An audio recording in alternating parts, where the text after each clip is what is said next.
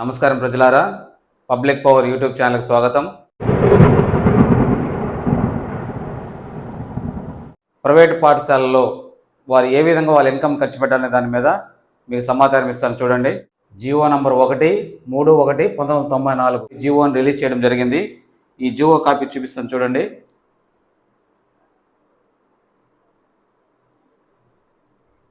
ఈ జియోలో ప్రైవేట్ పాఠశాలలో వారి యొక్క ఫీజులను ఏ విధంగా ఖర్చు పెట్టాలి అనే దాని మీద ఈ జియో అనేది ఉంటుంది.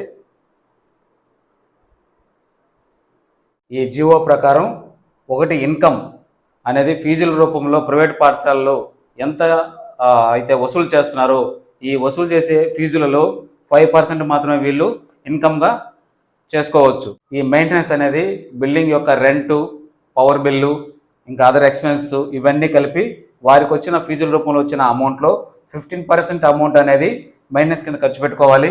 అదేవిధంగా డెవలప్మెంట్, స్కూల్కి సంబంధించి అంటే వారి యొక్క ప్రైవేట్ పాఠశాలకు సంబంధించి డెవలప్మెంట్, బిల్డింగ్స్కి సంబంధించి ఎక్స్టెన్షన్ చేసుకోవడం, లేదంటే కొత్త కోర్సులు అనేది జాయిన్ చేయడం, క్లాస్ రూమ్లు ఎక్స్టెండ్ చేయడం, క్లాసులకు సంబంధించిన ఫర్నిచర్ కొనడం, ఇలాగ బెనిఫిట్స్ అనేది విద్యార్థులకు ఎక్కువ వారి యొక్క సౌకర్యాలు పెంచేదానికోసం ఈ డెవలప్మెంట్కి 15% అనేది ఖర్చు పెట్టుకోవాలి. అదేవిధంగా నాలుగోది వచ్చి శాలరీస్ 50%. వీరికి వచ్చిన ఇన్కంలో అంటే ఫీజుల రూపంలో వీరికి వచ్చిన ఇన్కంలో అంటే ఎవరైతే ఉపాధ్యాయులు ఉన్నారో వాళ్ళందరికీ వచ్చిన ఇన్కంలో 50% అనేది ప్రైవేట్ పాఠశాల టీచర్లకి 50% అనేది శాలరీస్ ఇవ్వాలి.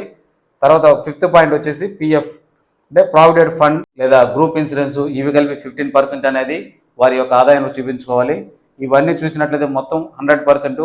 అంటే ప్రైవేట్ పాఠశాలలో ఎవరైనా 5% అనేది మాత్రమే వాళ్ళ ఇన్కమ్ చూపించుకొని మిగతా రిమైనింగ్ బ్యాలెన్స్ మొత్తం పాఠశాల ఖర్చు పెట్టడం, విద్యార్థులు ఖర్చు పెట్టడం, అలాగే ఉపాధ్యాయుల జీతాలు ఇవ్వడం శ్రేయస్సు కోసం అంటే పిఎఫ్ కానీ ఇన్సూరెన్స్ కానీ ఇటువంటివన్నీ 15% అనేది చేయాలి. ఇవన్నీ ఏంటంటే మనకు ప్రైవేట్ పాఠశాలలో వారికి వచ్చిన ఆదాయంలో ఏ విధంగా ఖర్చు పెట్టాలనేది ప్రభుత్వం వారు ఒక జీవోని రిలీజ్ చేయడం జరిగింది. వారు ప్రతి విషయాన్ని దీంట్లో క్లియర్గా చెప్పడం జరిగింది. కానీ ప్రైవేట్ పాఠశాలలు అనేది దీనికి రివర్స్లో ఉంటాయి, అంటే ఉల్టాగా ఉంటుంది. ఇవన్నీ రివర్స్లో చేసి ఈ 5% మాత్రం మెయింటెనెన్స్ కింద లేదంటే అదర్ యాక్టివిటీస్ అన్ని 5% ఖర్చు పెట్టి రిమైనింగ్లు మొత్తం వీరి యొక్క ఆదాయంగా చూపించుకోవడం జరుగుతుంది. వీరి యొక్క ఆదాయాలు పెరుగుతున్నాయి కానీ ఇక్కడ పనిచేసే ఉపాధ్యాయుల జీతాలు తక్కువ ఉంటాయి. అదేవిధంగా పిల్లలకి ఇచ్చే మెయింటెనెన్స్ తక్కువ ఉంటుంది. వారి యొక్క సౌకర్యాలు కానీ అదేవిధంగా వీరికి ఎటువంటి పిఎఫ్లు చాలా వరకు ఎవరికి కూడా ప్రైవేట్ పాఠశాల ఉపాధ్యాయులకి పిఎఫ్ అనేది కట్ అవ్వదు.